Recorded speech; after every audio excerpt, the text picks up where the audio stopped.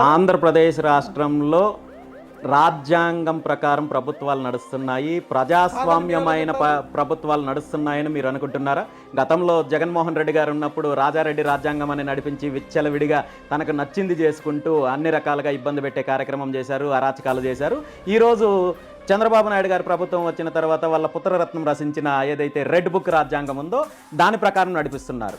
ఇది నేరుగా స్టేట్మెంట్ ఇస్తున్నారు, వాళ్ళే చెప్తున్నారు. రెడ్ బుక్ ఉండాది, రెడ్ బుక్ ఒక పేజీ ఉంది, 2 పేజీలు మాత్రమే అయ్యాయి, ఇంకా చాలా పేజీలు ఉన్నాయని.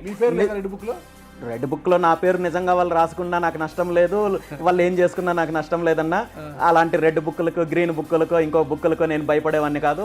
ఆ విషయం ఈ రాష్ట్ర ప్రజలకి తెలుసు. ఈరోజు ఇలాంటి స్టేట్మెంట్లు ఇస్తున్నప్పుడు నిజంగా ముఖ్యమంత్రి గారు ప్రజాస్వామ్యాన్ని పరిరక్షించాలి, లేదంటే రాజ్యాంగాన్ని పరిరక్షించాలంటే మొట్టమొదటిసారిగా నారా లోకేష్ ఇచ్చిన స్టేట్మెంట్ని ఆధారంగా చేసుకుని అతని మీద కేసు ఫైల్ చేసి అతన్ని జైల్లో పెట్టాలి. ఎవరన్నా ఏంటి ఇదేమన్నా రాజరిక పరిపాలన, లేదంటే చక్రవర్తి అనుకుంటున్నారా? నేను రెడ్ బుక్ రాసుకున్నాను, దీని ప్రకారం నేను పరిపాలన చేస్తానని చెప్పి ఒక మంత్రి స్థానంలో ఉన్న వ్యక్తి ఈరోజు స్టేట్మెంట్ ఇస్తున్నాడంటే ఈ రాష్ట్రంలో ప్రజాస్వామ్యం ఎలా ఉందో, రాజ్యాంగ పరిరక్షణ ఎలా ఉందో మీరు అర్థం చేసుకోవాలి.